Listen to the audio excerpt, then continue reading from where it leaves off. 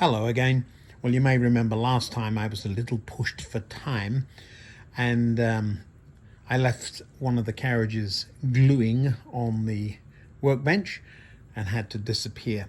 Well, I'm back and let me give you a little bit of a running session and a progress report. I will say, just as I picked up the camera, I did notice, do you see, I don't know if you can see that, but right there, the coupling is, just as I said, jammed up with the steam pipe there. There it is. That was on the other end though, and I was more concentrating on this end. So let's have a look. So from straight to curve.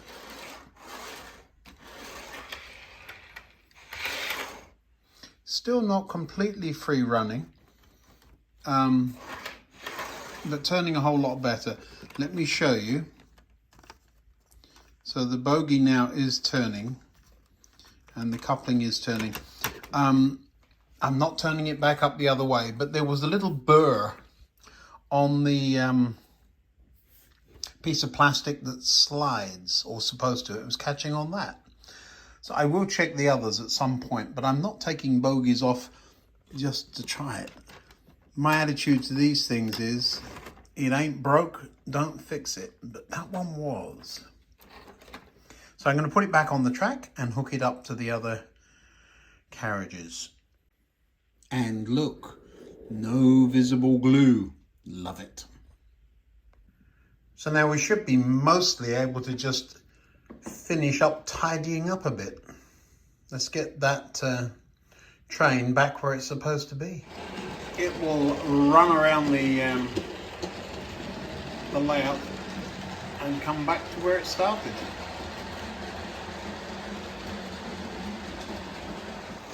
Bypassing everything through the non-scenic part of the layout. You're next, mister.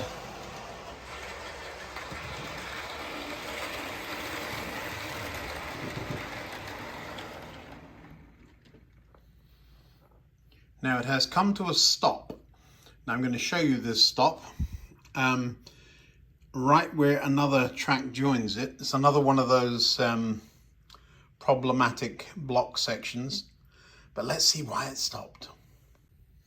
Well, it stopped because all roads are full. So what we're going to have to do is move something else as well. So all I'm going to do is move the class 40 and we'll send it on its merry way, and that will make space for our local. It'll be interesting because they'll be chasing one another. So there goes the class 40 pulling the mail train, and as soon as it's out of that block, the local will pull into the station in its place, as if by magic.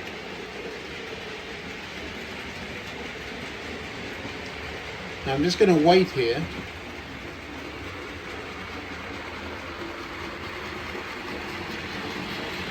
Now it's not stopping because the block ahead of it is now already free, but it can't go very far, so it will probably stop around here somewhere. There you go. And the class 40 cleared the block ahead of it, and so it'll take off again. There's the class 40 up there.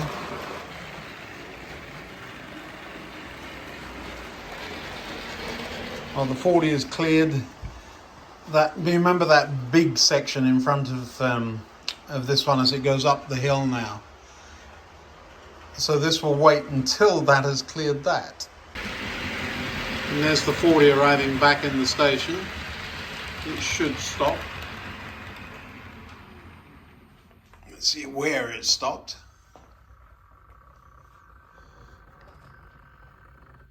Perfect. So it's there. And then the other one will take off since that section is now clear. And there it goes. I just caught it.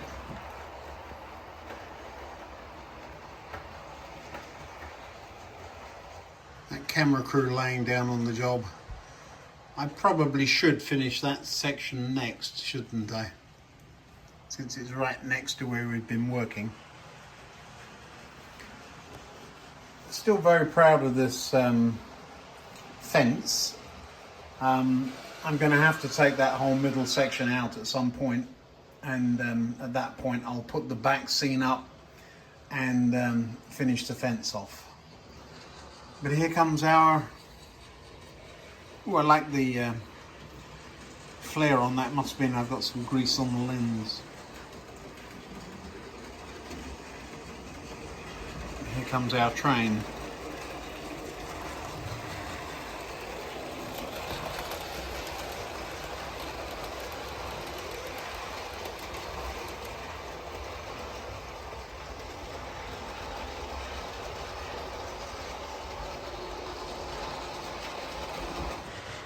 This is a view you haven't seen very often. This is the view I often have looking over the computer monitor.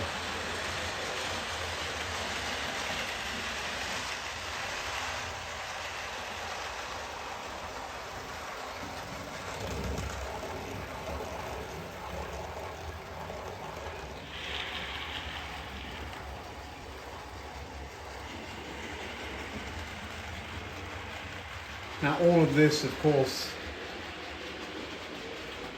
is being controlled here. Now I anticipated this, but I wasn't quick enough to get here.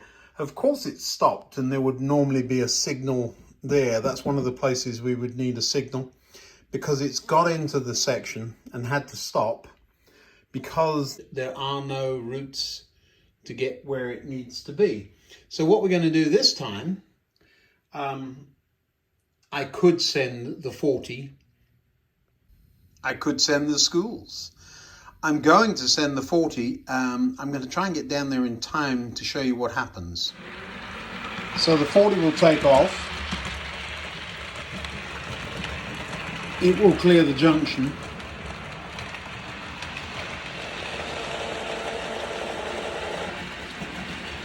And immediately the signal cabin there switched the double slip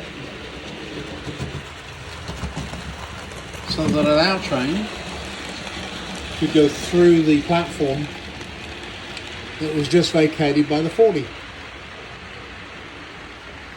It will now cross over because that right-hand track goes around the loop and into the Fiddle yard, where it should park nicely. All of the points have changed, the locomotives have started back up again, and there comes the 40 again. And it will go back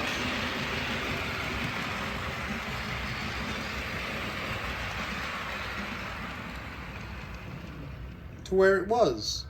So, nice gentle stop there. Operationally, there's a lot of, how do you say, play value in this layout. And all of that has put one more train back where it needs to be in the Fiddle yard. Now then, the 20 is facing that way. And the only place that tunnel goes to is a very full Fiddle yard. So the 20 is going to have to reverse out to somewhere. But first, there is a king in the wrong place. The king is in the throat of the long Fiddle yard. It only has 3 roads, but it's sitting in one of them it shouldn't be. So let's move it. There it is. And this is the one that always worries me because it stops. Well, I think it needs to move further forward. I'm going to have a look at that at some point. See, it stopped there, and there's all that track in front of it, and that's a 5-car train. Well, I've taken the tunnel mouth out. You see the point motor there, and had a good look. that's where the points are, right there. And that train is well clear, so I need to stop worrying and trust my setup. I suppose I've just forgotten how long those sections are. But that's good to know. Now then, since I've pulled the tunnel mouth out, here's a top tip for you. See that piece of black construction paper glued onto the back with a hot glue gun? Makes a tunnel so that when you look in, it's dark in there. Now I like to have the 40 where the king is now parked. So I'm just going to run the 40 off to where the king was. And that will mean we'll have the happy sight of the Royal Mail train running around the village.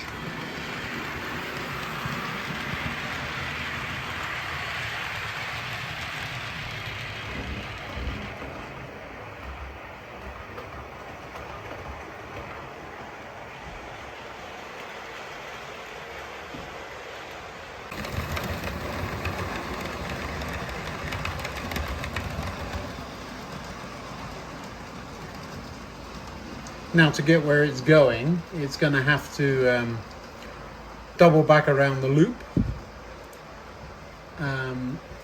This is one of those almost impossible paths I've asked it to take. It takes a couple of minutes to do this run.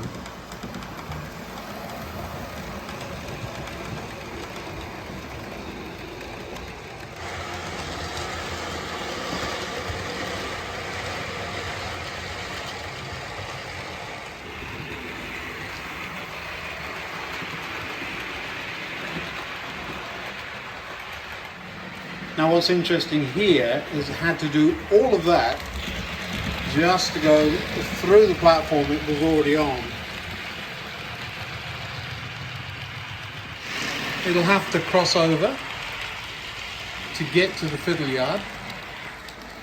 I'm going to lift you up so you can see it going in there. It's that track there it should stop on.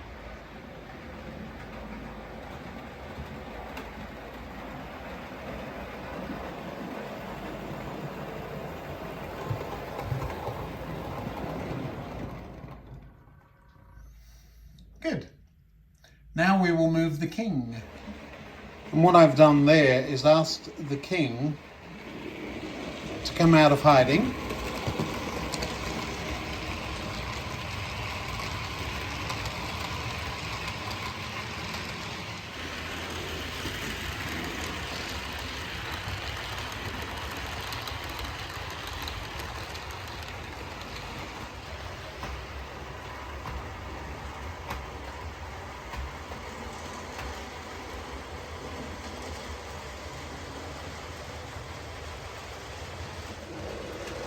One of the things I like about the layout is that there are some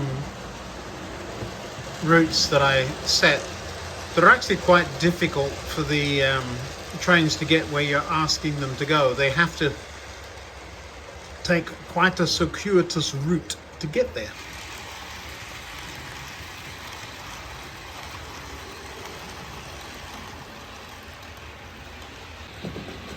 And the advantage of that, of course, is that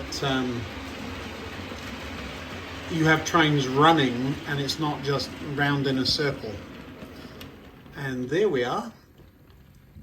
Oh, stop beautifully. Look at that. Full length of the platform and locomotive having to do a run on to allow all of the carriages of the long train to sit in the place. I can now move the 40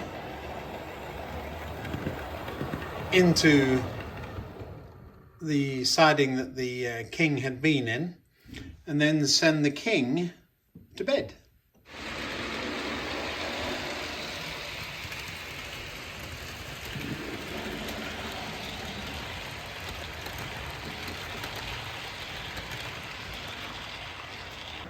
Again, since the top's open, we can let you see it stop.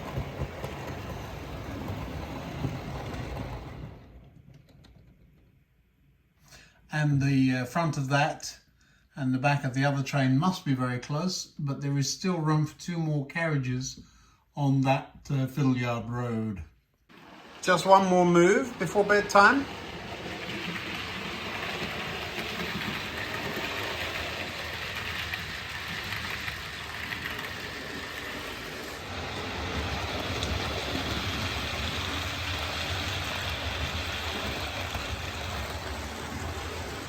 I'm going to be interested to see where this actually stops. I don't believe it's done this since I've reprogrammed that block, so we'll see what happens. Well, it's gone in one end. Oh, I'm proud of myself. Look at that. Do you notice how it stopped shorter than the King? Because its train is shorter, so it's centered on the platform. Lovely. Oh, you're never satisfied. All right, then, one more. So all it's going to do this time, into the tunnel, turn around and come back on a different platform. Now with this particular train, it will be interesting to see where the back end of it stops in this platform since I've reprogrammed. Let's have a look, see what happens.